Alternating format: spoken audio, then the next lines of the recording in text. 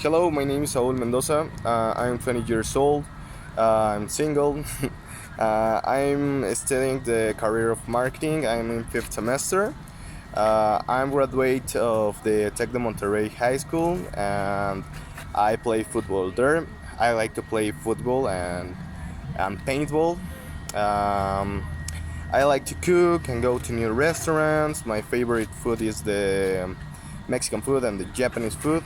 Um, I go to the gym every day and I try to eat healthy to lose weight and be more healthy, obviously. And I live with my mom and I love her so much because she gives me everything that I have, and that's why I love her.